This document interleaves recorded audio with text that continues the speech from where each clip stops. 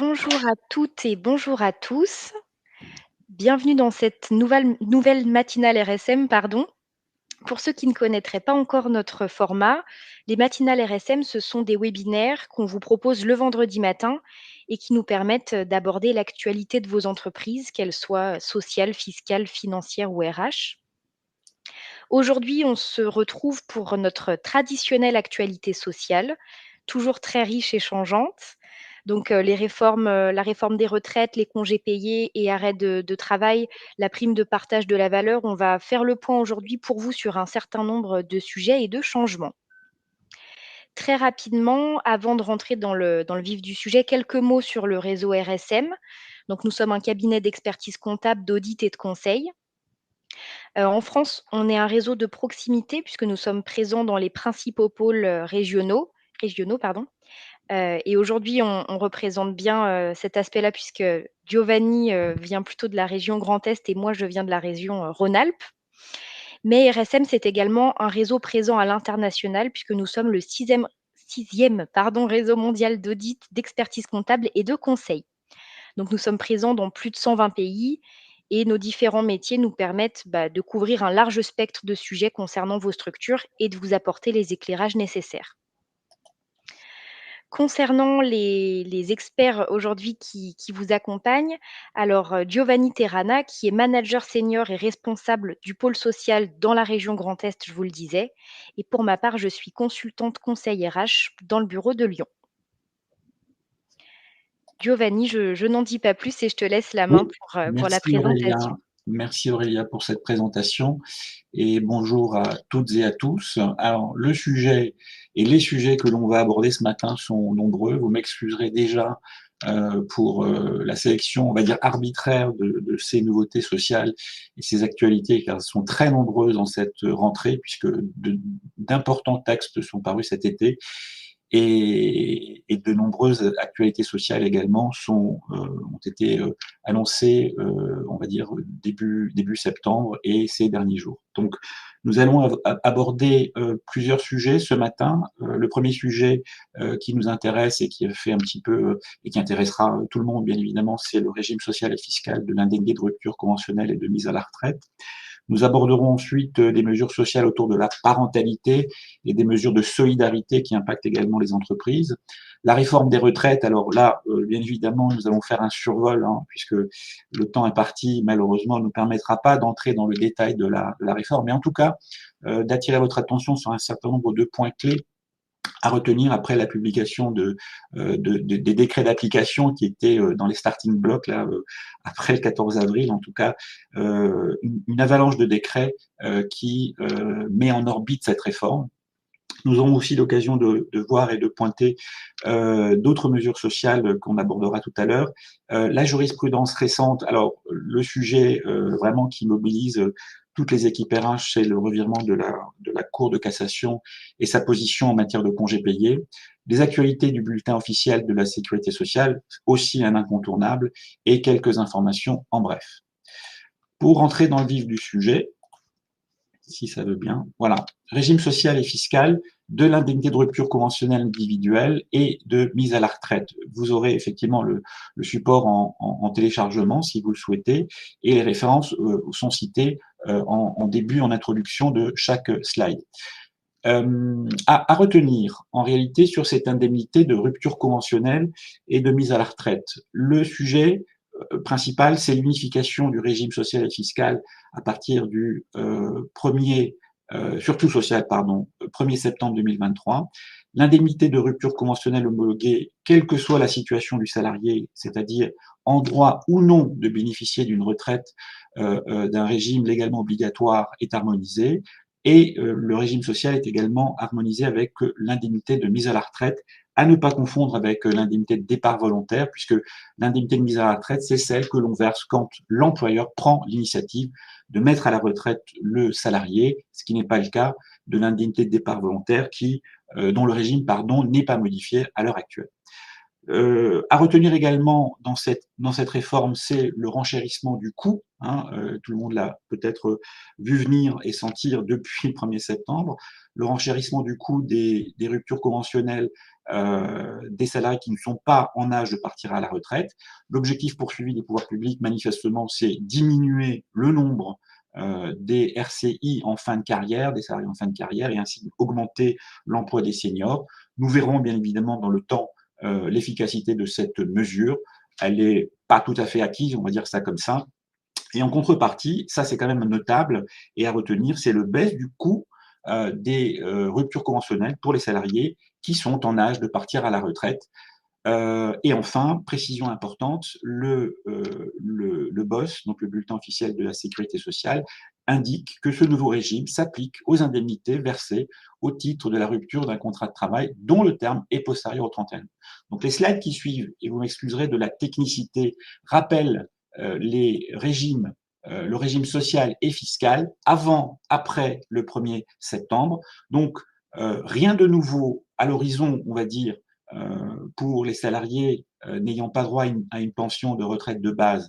Les limites d'exonération d'impôts et de cotisations sociales ne changent pas. Alors c'est un peu technique, alors je ne suis pas certain qu'on aurait le temps de rentrer dans le détail, mais retenez que le fiscal fixe les règles d'exonération sociale. Retenez que l'indemnité de rupture conventionnelle est exonérée dans la limite, bien évidemment, de l'indemnité légale ou conventionnelle, ou 2 fois le montant de la rémunération annuelle que perçoit le salarié au cours de l'année précédente la rupture du contrat, pardon, ou 50% du montant de l'indemnité de licenciement, de l'indemnité si elle est versée, si cette d'ailleurs est supérieure. Retenez également qu'en matière fiscale, les plafonds d'exonération ne sont pas les mêmes qu'en matière sociale, puisque fiscalement, le montant de l'indemnité est plafonné à 6 passes, tandis qu'en matière sociale, l'indemnité est plafonnée à 2 plafonds, c'est-à-dire à peu près 87 984 € en 2023. Retenez un point important, bon, même si ce sont des situations très rares, le montant est exonéré, le montant est assujetti dès le premier euro si l'indemnité est supérieure à 10 plafonds annuels de sécu, donc à peu près 439 000 euros, 434 000 euros en 2023. Donc pour le moment, voyez-vous, sur la partie sociale fiscale, au niveau des salariés bénéficiant, ne pouvant pas bénéficier d'une retraite à taux plein, pas de changement. Ce qui en revanche change sensiblement, CSG, CRDS non plus, pas de changement. Ce qui change bien évidemment, c'est la suppression du forfait social et la mise en place d'une contribution patronale qui passe financièrement parlant de 20% à 30%. Donc l'indemnité aujourd'hui, lorsque vous verserez une indemnité de rupture, depuis le 1er septembre, lorsque vous verserez une indemnité de rupture conventionnelle pour un salarié qui ne peut pas prétendre à une retraite à taux plein, ben, l'ex-forfait social qui se transforme en contribution passe de 20 à 30%, ce qui n'est pas, comment dire, innocent ou indolore dans le coût de l'indemnité de rupture conventionnelle.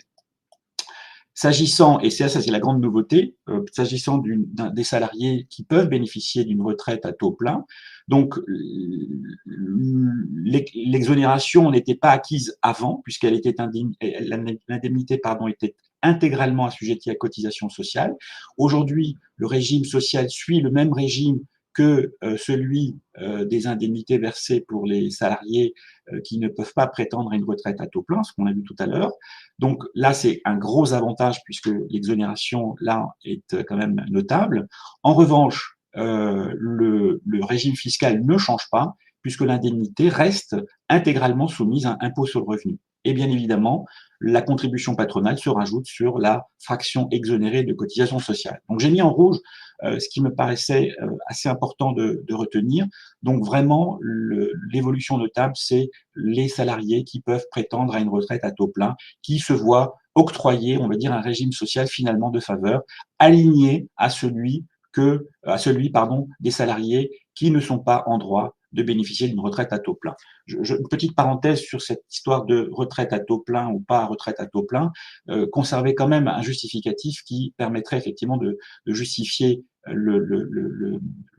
l'exonération fiscale de l'indemnité, car dans le cas d'une rupture conventionnelle, le volet financier, on va dire le volet indemnitaire, est relativement importante dans le cadre du consentement de la signature de la convention de rupture.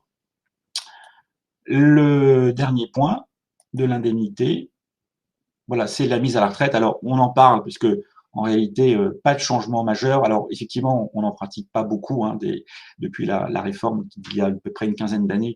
Les mises à la retraite sont devenues relativement rares, compte tenu des contraintes fixées par le législateur. Là, il n'y a pas de changement. Vous verrez dans le slide les limites d'exonération à retenir. La particularité qui est indiqué dans le slide suivant, c'est simplement la contribution patronale spécifique qui est alignée avec celle dont on a parlé tout à l'heure, qui passe de 50 à 30%. Je rappelle pour mémoire que la mise à la retraite concerne donc les salariés qui ont atteint l'âge de 70 ans. Là, c'est une retraite d'office et l'employeur a la possibilité de mettre à la retraite unilatéralement. En revanche, avant l'âge de 70 ans, il y a un système un peu compliqué, on va dire, d'interpellation avec le salarié qui amène, si vous voulez, une mise à la retraite possible que à une double condition. Le salarié doit pouvoir prétendre à une retraite à taux plein, bien évidemment, mais surtout que le salarié ne s'y oppose pas. Voilà. Vous avez également l'article du Code du travail qui est cité. Voilà pour la partie régime social et fiscal de l'indemnité de rupture, donc sujet très important et qui effectivement touche tous les gestionnaires de paye, les responsables RH, tous sont en tout cas amenés à négocier des ruptures conventionnelles puisque la rupture conventionnelle, d'une certaine manière, un peu victime de son succès et les pouvoirs publics se sont souvenus qu'il y avait peut-être effectivement là une source de revenus pas du tout, comment dire, tout à fait notable, pardon, pas tout à fait inintéressante à travailler. Et si ça veut bien bouger, voilà. Deuxième sujet, mesures sociales autour de la parentalité. Donc là, pareil, toute une série de mesures législatives parues cet été qui concernent, on va dire, un certain nombre de dispositifs de congés ou d'événements familiaux dont vous trouverez effectivement le détail dans les slides. Les durées en fait sont augmentées ou les congés pour événements familiaux sont facilités. Vous verrez effectivement dans ces slides les durées avant le 20 juillet et après le 21 juillet. Ça concerne l'allongement du congé pour décès d'un enfant.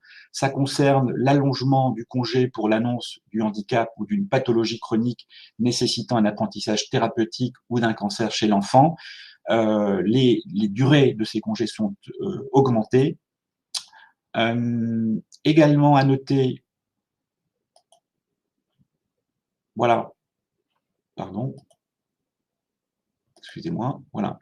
L'interdiction de licencier pendant le congé de présence parentale, sujet d'importance, lorsque malheureusement vous êtes dans une situation un petit peu de cette nature, donc vérifiez les conditions et la situation de la personne, puisque le licenciement risque d'être très probablement être compliqué à gérer dans le cadre d'un contentieux dans une situation de similaire.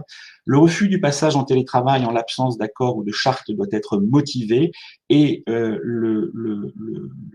l'employeur, dans ce cas de figure, doit effectivement s'attacher à vérifier que sa charte soit à jour dans ces situations où les salariés sont dans une situation d'aidant un enfant ou d'un parent ou d'un proche. La facilitation du renouvellement du congé de présence parentale au titre de la même maladie, du même handicap ou du fait de l'accident, la possibilité de renouvellement qui sont facilitées et augmentées. Toujours dans le cadre des mesures autour de la parentalité, la suppression du délai de carence suite à une interruption spontanée de grossesse, applicable au plus tard le 1er janvier. Les indemnités journalières seront accordées sans délai de carence. La protection également contre le licenciement en cas de fausse couche, pareil, mesure applicable depuis le 9 juillet, donc avec une protection qui concerne donc les 10 semaines suivant la fausse couche, immédiatement constatée, et entre le 14e et le 21e, la 21e semaine, pardon, d'aménorrhée incluse. Pareil, mesure technique, donc soyez attentifs à ces mesures autour de la parentalité, des augmentations de congés ou protection du salarié contre des mesures de licenciement. Bien évidemment, en matière de licenciement, une parenthèse, la protection peut jouer, enfin, en tout cas ne joue pas ou ne fonctionnera pas dans les hypothèses de faute grave ou d'impossibilité de maintenir le contrat, encore faut-il apporter des éléments de preuve.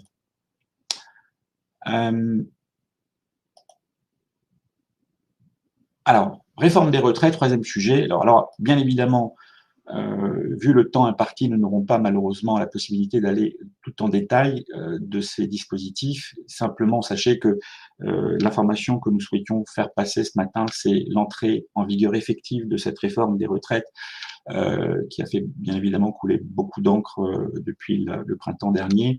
L'avalanche de décrets en fait cet été en fait met en orbite cette réforme. Elle vise pour beaucoup elle contient pour beaucoup de mesures visant les fins de carrière et qui sont d'application dès le 1er septembre. Alors, il s'agit du relèvement de l'âge légal de la retraite, de l'augmentation du nombre de trimestres requis pour le taux plein, avec une accélération de la réforme Touraine, l'adaptation apportée au dispositif de retraite anticipée, l'accès facilité à la retraite progressive, le droit, et ça c'est la nouveauté, à une seconde pension en cas de cumul emploi-retraite intégrale, le nouveau régime social et fiscal dont on a parlé tout à l'heure et qui est intégré dans cette réforme des retraites qu'on n'abordera pas puisqu'on l'a évoqué tout à l'heure. Au total, il s'agit de 19 décrets d'application qui ont été publiés entre le 4 juin et le 31 août. Ces décrets, pour certains, nécessiteront encore des arrêtés. Par exemple, le formulaire de demande de seconde pension en cas de cumul emploi-retraite.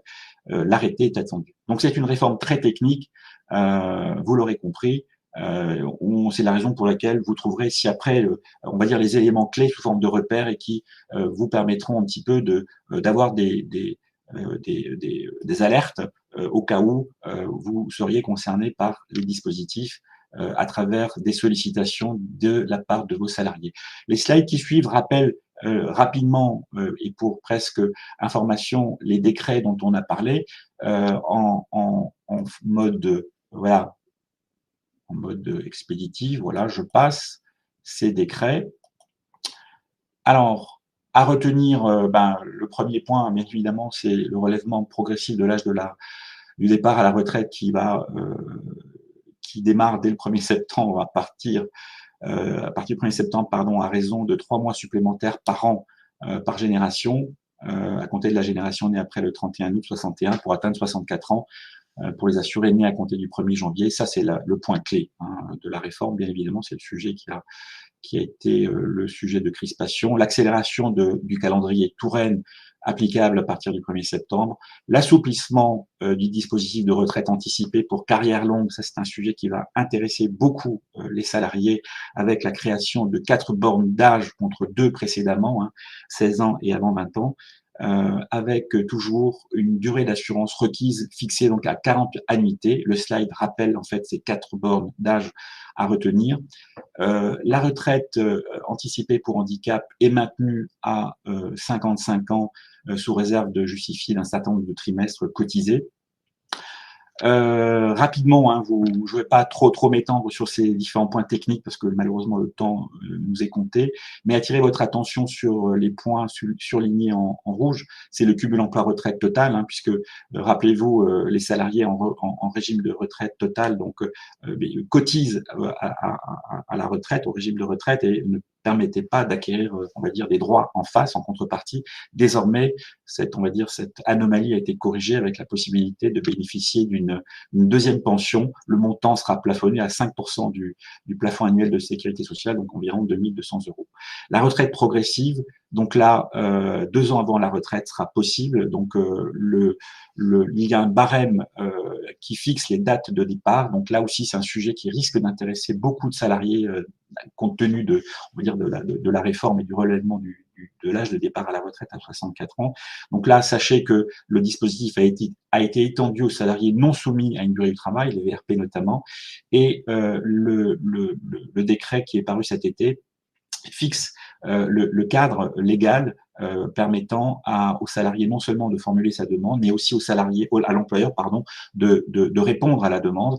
Et la réponse devra être motivée, et s'il y a refus, motivée par l'incompatibilité avec l'activité économique de l'entreprise. Donc désormais, ces modalités sont fixées. Autre sujet, toujours dans la réforme des retraites,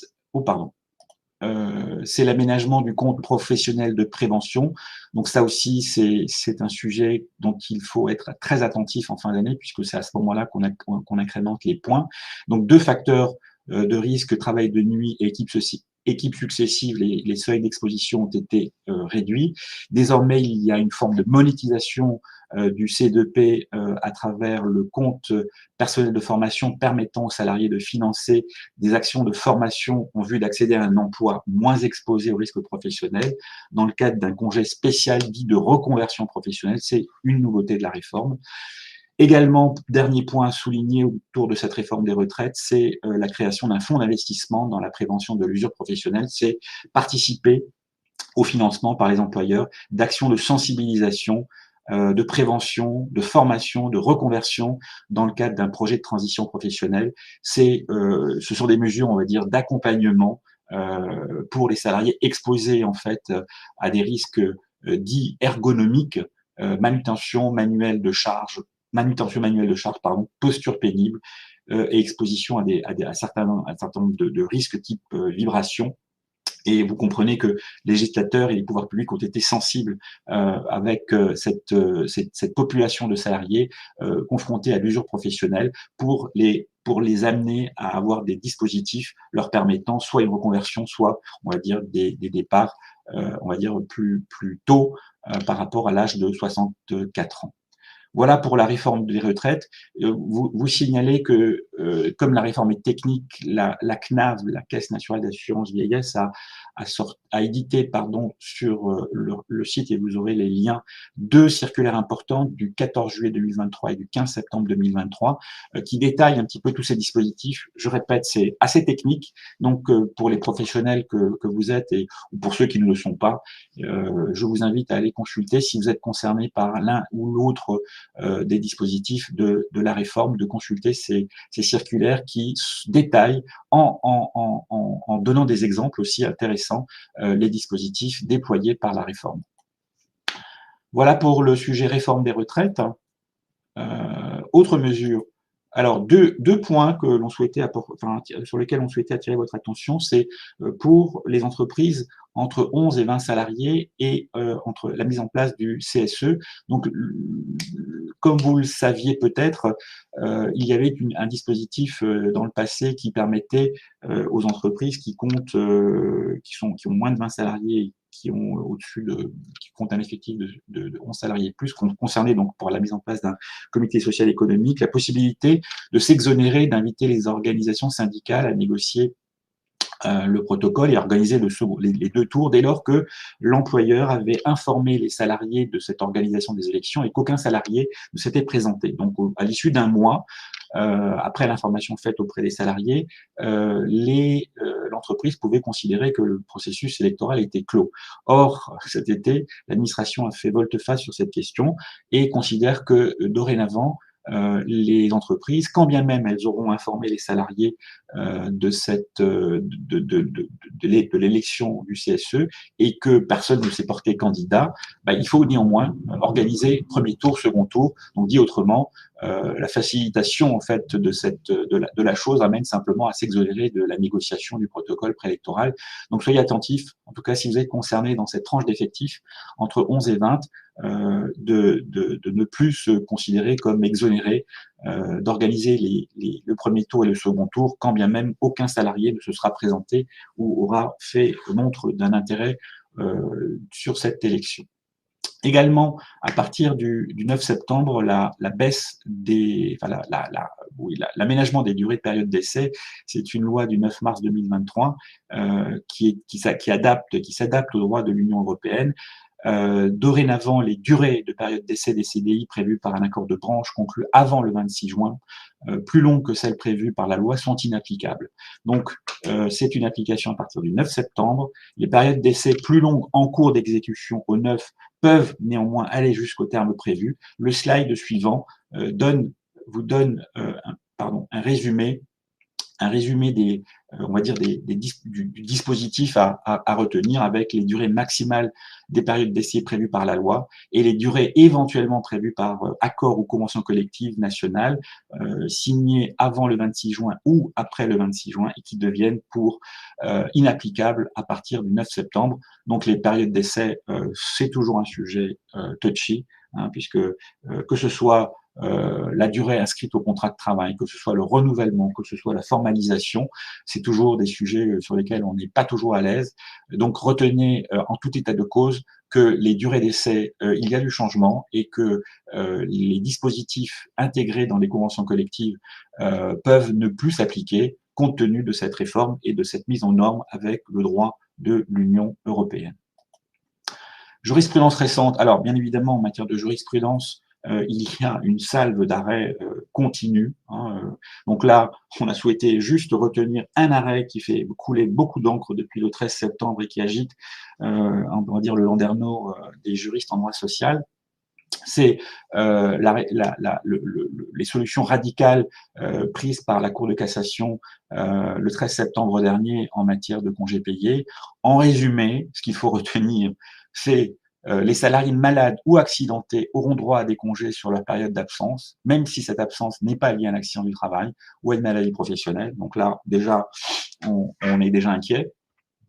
Façon inquiet entre guillemets, hein, en tout cas lorsqu'on est gestionnaire de paye ou responsable RH, pas du côté salarié bien évidemment, mais du côté gestionnaire de paye RH, on se pose déjà des questions de comment aborder déjà cette question. En cas d'accident du travail, le calcul des droits à congés payés ne sera plus limité à la première année de l'arrêt de travail, pardon. C'est ce qui est inclus actuellement dans le Code du travail et qui est remis en cause par la Cour de cassation. Et la prescription, autre sujet, autre bombe sociale de la Cour de cassation, la prescription du droit à congé ne commence à courir que lorsque l'employeur a mis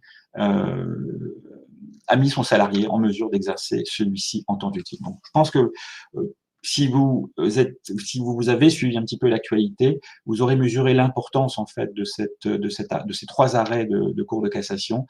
La Cour de cassation a voulu un petit peu taper du poing sur la table après 10 ans d'inaction des pouvoirs publics sur la conformité du droit social français avec le droit de l'Union européenne. Aujourd'hui, on ne sait pas quelle est la position du législateur français. On sait que le ministère du Travail a pris, on va dire, a pris acte, on va dire, de la décision de la Cour de cassation et examine, si j'ai bien compris, les options possibles. Simplement, au niveau entreprise, ça change méchamment la donne, hein, comme on dirait. C'est-à-dire que en impact paye, il va falloir revoir les logiciels de paye, en tout cas les paramétrages pour l'acquisition des droits à congés payés dès lors que le salarié est en arrêt de travail pour maladie. Alors, peu importe finalement si c'est une maladie tout court ou un accident du travail ou une maladie pro, c'est le même tarif, j'allais dire. La question qui va se poser inévitablement, c'est la prescription, c'est jusqu'à est-ce que je régularise 3 ans en arrière ou plus, voilà, point d'interrogation. Donc là, on peut que vous inviter à prendre attache avec vos conseils habituels pour aborder ces questions. Probablement, le législateur agira, en tout cas on l'espère, en tout cas donnera des repères aux entreprises d'ici la fin de l'année. Et en tout état de cause, nous, au niveau RSM, on ne peut qu'inviter les entreprises, effectivement, à s'interroger, à poser, on va dire, les valises sur la question des congés payés et le protocole légal de la prise des congés, à la fois sur la fixation de la période de congé, de l'ordre des départs en congé, pour éviter effectivement la problématique de la prescription qui, elle, peut à un moment donné être relativement compliquée à gérer si l'employeur n'est pas à jour de ses obligations s'agissant des paramètres de prise et de fixation des périodes de congés payés. Autre arrêt de la Cour de cassation, en matière de congé parental. Dans le passé, effectivement, un salarié qui partait en congé parental et qui ne pouvait pas prendre ses congés étaient perdus. Dorénavant, la Cour de cassation juge que les congés payés non pris lors du départ en congé parental ne sont plus perdus. Voilà. Donc ça aussi, gros sujet, grosse actualité donnée par la Cour de cassation il y a 15 jours sur les congés payés.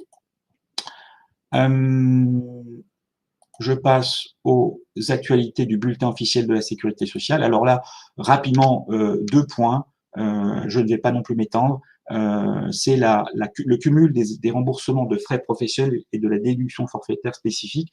Donc, rapidement, ça concerne essentiellement les entreprises qui ont une déduction forfaitaire type bâtiment, travaux publics, transport, journalistes, aviation éventuellement, où la sortie progressive a été annoncée. Hein, elle figure dans un calendrier qui a été officialisé par l'administration sociale. Simplement, un point technique intéressant pour les entreprises et pour les salariés, c'est qu'il y a une tolérance.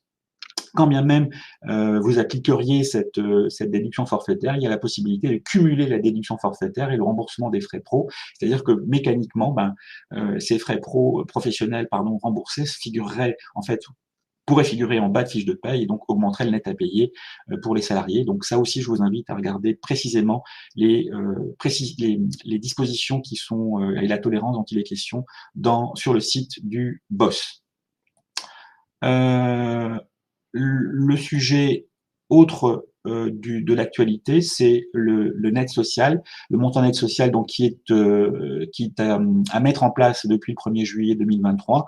Donc là simplement, la réforme aussi est un petit peu technique, concerne davantage les gestionnaires de paye, mais c'est d'importance puisque ce net social va générer des droits auprès des salariés auprès des administrations sociales, un type CAF notamment. Donc simplement sachez que le bulletin officiel a consacré une fiche dédiée sur le MNS, ce nouvel acronyme qu'il faut avoir peut-être en tête aujourd'hui, sont traités dans le BOSS 3 sujets: modalité d'application de l'arrêté relatif au montant net social, le calcul du montant net social et l'affichage du montant net social sur le bulletin de paie. Donc c'est tout à fait intéressant de s'y intéresser et en tout cas de faire en sorte que les bulletins de paye, mais en principe les éditeurs de logiciels de paye ont dû se mettre à jour.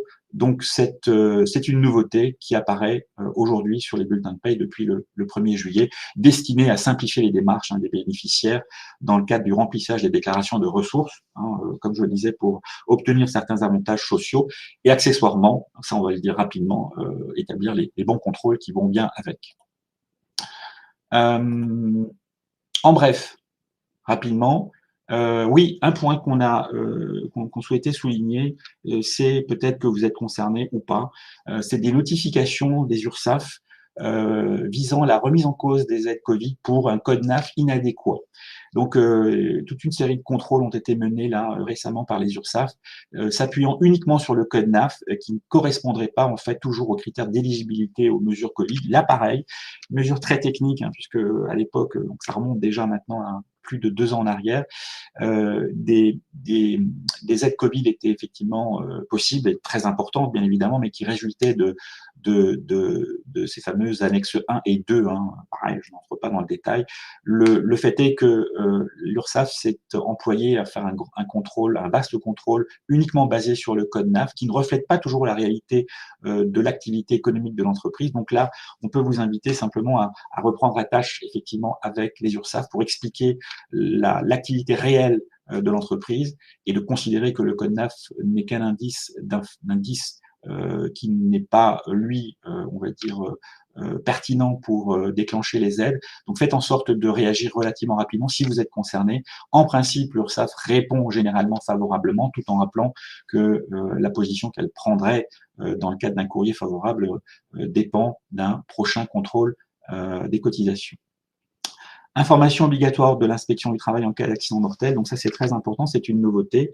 C'est l'obligation d'informer l'inspection du travail de la survenance d'un accident entraînant la mort de son salarié au plus tard dans les 12 heures suivant ce décès, sous peine de contravention. Donc là, attention également à cette réglementation. Le ministre du Travail, Olivier Dussopt, a lancé une vaste campagne de sensibilisation auprès des inspecteurs du travail. Donc, parce que tout simplement, malheureusement, les accidents du travail ont connu un essor très important et les contrôles de la part des inspecteurs deviennent de plus en plus précis sur ces questions-là et une obligation nouvelle désormais pèse sur les employeurs avec cette obligation d'information relativement courte dans le cadre de ce délai de 12 heures à compter bien évidemment de la connaissance aussi de cet accident.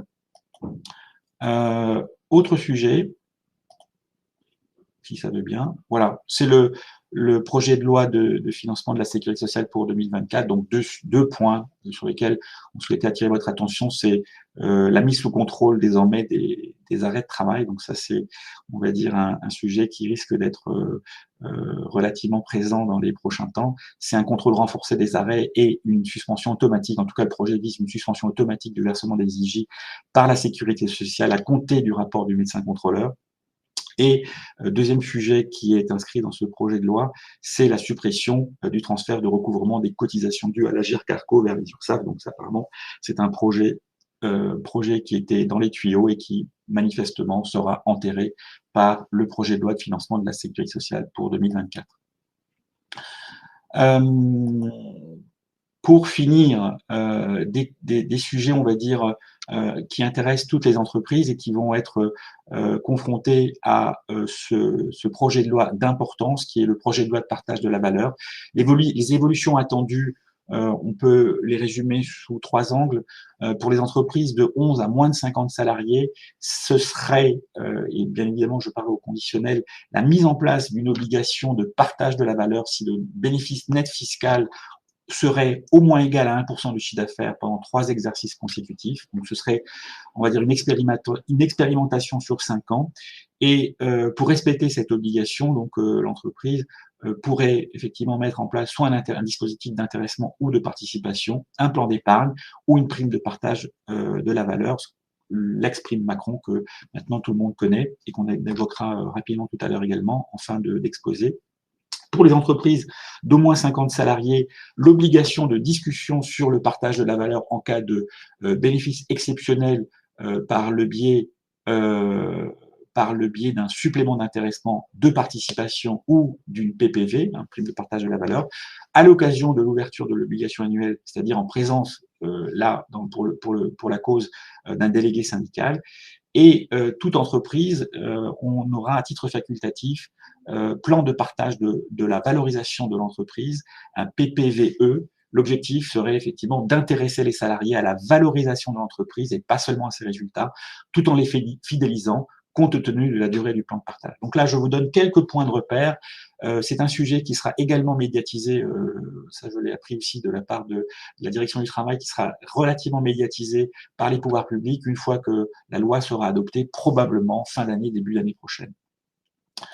Les évolutions attendues pour terminer sur la PPV, sachez que donc la prime de partage de la valeur, donc ex-prime Macron, donc est un dispositif pérenne.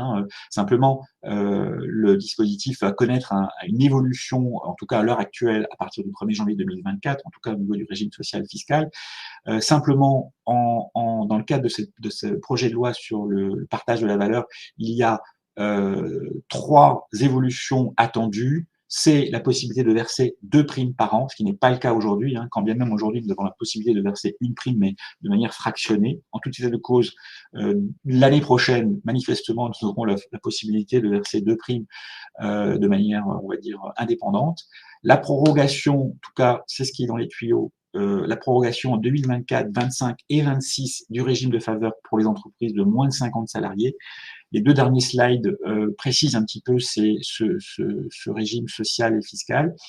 En gros, c'est l'exonération concernerait les sociales et fiscales, et de CSG-CRDS concernerait les salariés qui ont perçu une rémunération inférieure à 3 fois le SMIC annuel au cours des 12 mois précédant le versement de la prime. Et la 3e mesure attendue, intéressante pour ceux qui ne bénéficient pas à l'heure actuelle de l'exonération fiscale de la PPV, et notamment les salariés qui touchent une rémunération au-delà de 3 fois le SMIC, c'est la possibilité de défiscaliser à travers un plan d'épargne retraite. Donc là aussi, c'est quelque chose qui est assez notable de souligner. Les slides qui suivent résument en réalité le dispositif actuel et futur attendu. Donc là, rien de nouveau que vous ne savez déjà. Simplement, si vous prévoyez de verser une prime l'année prochaine, sachez que si le texte naturellement n'évolue pas, l'exonération, le régime social il sera moins favorable l'année prochaine que cette année, sous couvert naturellement des évolutions dont on a parlé. Retenez aussi que la prime de partage de la valeur, il y a rien de plus efficace au jour d'aujourd'hui, hein, même supérieur au dispositif d'intéressement, hein, puisque pour les entreprises qui versent d'ici le 31 décembre 2023, et je pense aux salariés qui touchent en dessous de 3 SMIC, l'exonération effectivement est totale, hein, en matière de sécurité sociale, de CSG, de forfait social et d'impôt sur le revenu. Donc, c'est vraiment quelque chose d'assez intéressant, d'assez attractif. La limite de 3 000 et 6 000 euros dépend bien évidemment des situations, notamment si vous avez un accord d'intéressement ou de participation. Donc là, retenez que ce dispositif a pour, en tout cas, vocation à évoluer. Le dispositif change de toute façon au 1er janvier 2024, sauf réforme. Le régime fiscal, vous est résumé également ici. La nouveauté, donc s'il n'y a pas de changement, c'est l'imposition de la PPV pour tous les salariés, que le salarié touche ou pas 3 SMIC annuels. Donc ça, c'est quand même quelque chose de notable si la réforme n'était pas actée. Et pour terminer, le tableau synthétique ici pour résumer la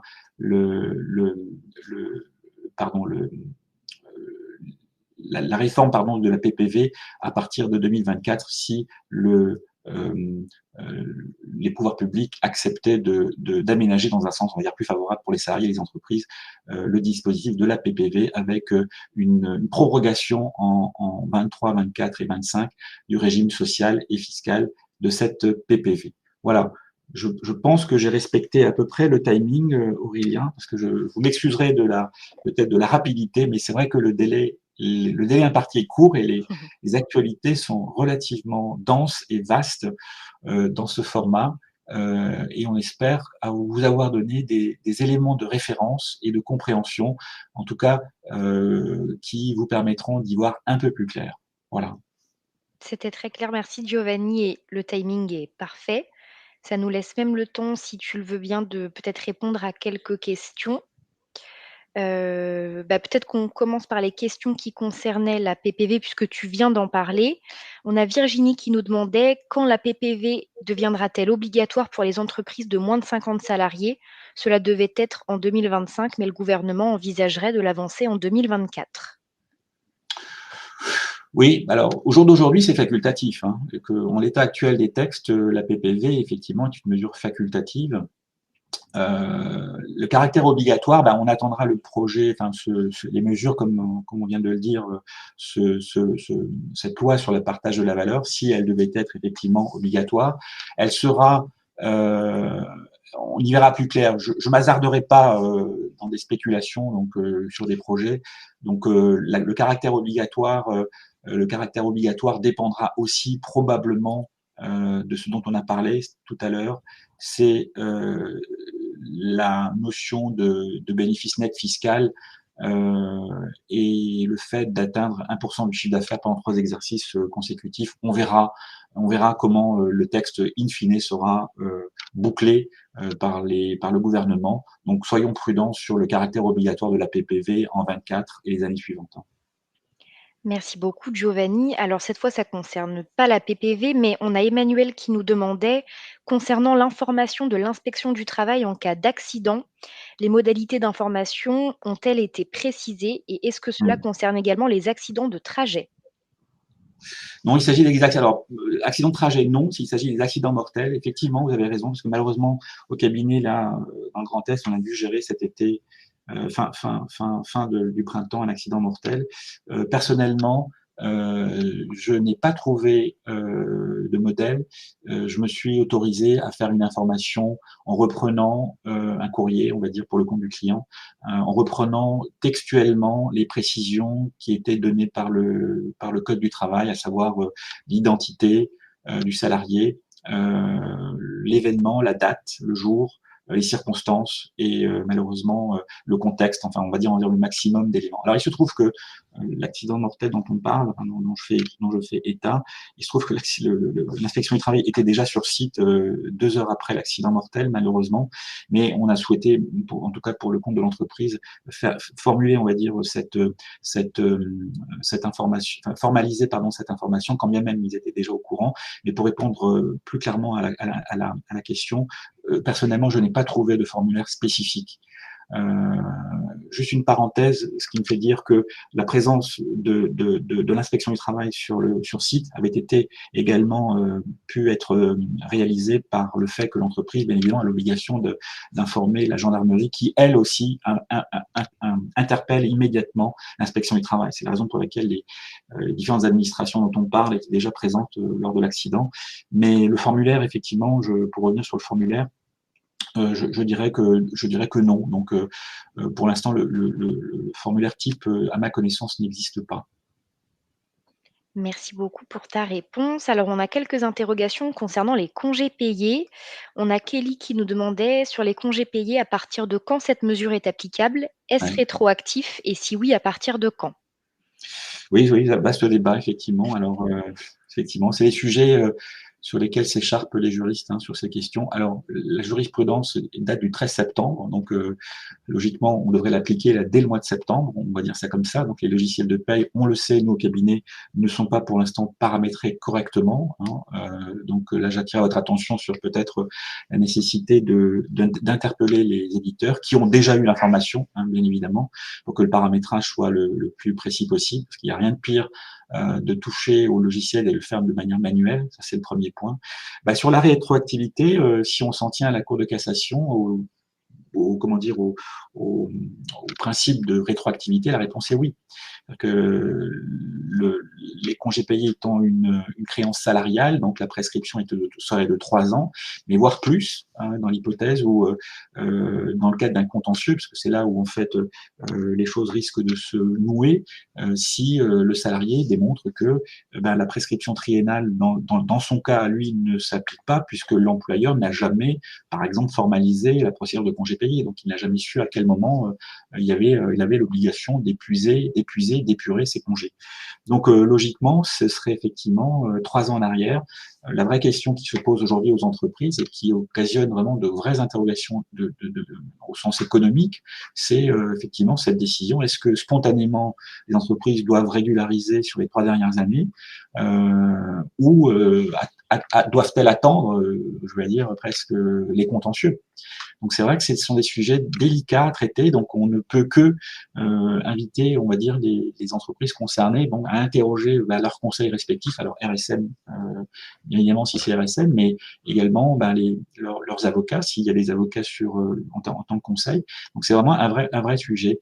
Et le sujet d'autant plus important que se pose également la situation des salariés partis, qui sont sortis de l'effectif et qui ont pu être à un moment donné concernés par des congés payés qui ont été réduits, à juste titre, en fonction de la réglementation actuelle, du fait de la maladie. Voilà, donc ce sont des vraies questions délicates. Donc pour le passé, prudence et à réfléchir, peut-être à faire un budget, enfin en tout cas à évaluer financièrement ce dont on parle.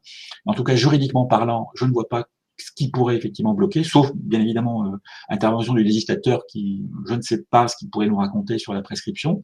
Donc ça, c'est un sujet effectivement délicat et qui mérite réflexion avant arbitrage. Mais juridiquement, je ne vois pas ce qui s'y oppose. Et pour le futur, là, je dirais que oui. Il va falloir effectivement paramétrer correctement les logiciels de paye et de faire en sorte que les congés payés puissent ne pas être minorés du fait de la maladie. Oui, effectivement. Merci beaucoup. Peut-être une autre question concernant les congés, tant qu'on y est. On avait Ludivine qui nous demandait jusqu'à quand les congés non pris par un salarié malade peuvent-ils être pris? Aurélia, est-ce que tu peux répéter? J'ai Bien pas sûr. Oui, Jusqu'à quand les congés non pris par un salarié malade peuvent-ils être pris? je suis pas sûr de comprendre. À partir du moment où le salarié est malade, ses droits sont préservés.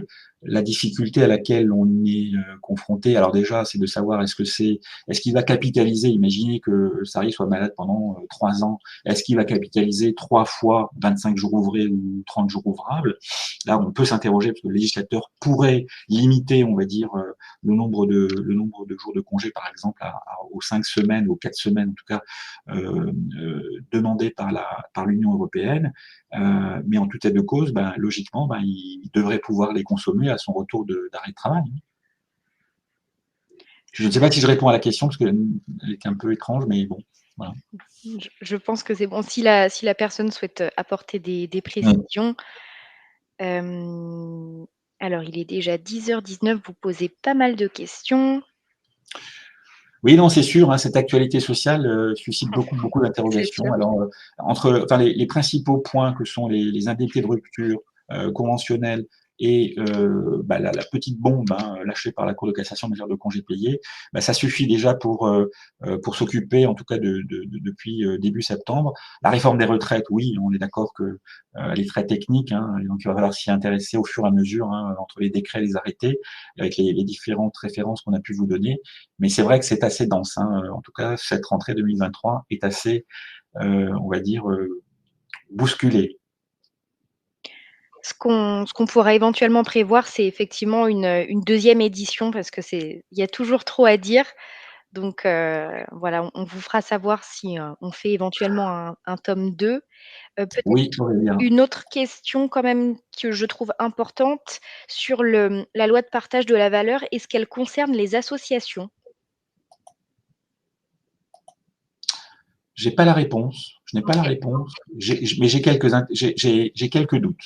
Parce que, en fait, partage de la valeur pour les associations qui n'ont pas, en principe, une vocation, en tout cas, je ne sais pas de la situation de l'association dont il est question, mais en principe, n'a pas de valeur lucrative, en tout cas, n'a pas d'objet lucratif. M'étonnerait qu'il y ait effectivement une obligation en la matière, mais sait-on jamais. En tout cas un dispositif aménagé, mais sait-on jamais. En tout cas, ces questions en fait sont effectivement seront d'importance puisque on est dans un contexte inflationniste où la pression sur les salaires et le pouvoir d'achat reste malheureusement encore très présente et le sera encore plus avec bah, les événements malheureusement là qui ne cessent de un petit peu pas de se dégrader, mais en tout cas qui durent dans le temps, si vous voulez. Et c'est vrai que ces questions les questions autour de la prime de partage de la valeur, bah, ce serait un sujet. Il est possible, Aurélia, qu'on consacre une matinale aussi sur cette loi, puisqu'elle sera d'importance et elle détaillera bien évidemment là ce dont j'ai parlé très rapidement ce matin, là, qui sont résumés dans le slide que j'ai laissé en visuel. Et il n'en demeure pas moins que le sujet va rester d'actualité dans les prochains mois et le sera en tout cas tout au début de l'année 2024. Et probablement on y reviendra dans le cadre du matinal. Tout à fait. D'ailleurs, à plusieurs reprises, Élise, notre modératrice, vous a mis un lien via lequel vous pouvez, nous indiquer vos coordonnées, vos contacts. Donc n'hésitez pas à vous rendre sur ce lien si jamais vous souhaitez, déclencher un échange peut-être un petit peu plus spécifique sur vos problématiques. On reste bien évidemment à votre disposition et à votre écoute. Voilà, elle nous remet le lien, dans le chat. Écoutez, il est déjà 22. Giovanni, est-ce que tu veux prendre une autre Non, non, question? c'était de dire simplement que effectivement le support est téléchargeable, je crois, hein, sur le site là, de Webikeo. Vous dire simplement enfin, je m'excuse toujours, enfin, si vous voudrez m'excuser plutôt par rapport à la sélection un petit peu arbitraire des informations sociales, bien évidemment, de vous dire que les sujets restent nombreux. On pourrait effectivement rester encore plus longtemps, mais c'est le format qui nous impose en fait de sélectionner et de faire en sorte que nous puissions, en tout cas, attirer votre attention sur un certain nombre de points. Je répète, on pourra probablement, Aurélien, provoquer une prochaine matinale sur la Bien sûr. question de la loi sur le partage de la valeur, parce que ce sont des sujets qui vont percuter bien évidemment les RH et les salariés, puisqu'il y aura des sollicitations sur ces questions. Et je répète, le contexte inflationniste qui met en gros toujours le coup de projecteur sur le pouvoir d'achat nous amènera bien évidemment à redétailler ou à détailler à la fois fois la PPV, peut-être l'intéressement si c'est nécessaire, la prime de participation et de manière générale les plans de retraite et les plans d'épargne salariale que le législateur va à nouveau médiatiser dans les prochains mois. Merci à tous. Bon On week-end vous à tout le souhaite, monde. une bonne journée et effectivement un bon week-end en prévision. Merci beaucoup, au revoir. Au revoir.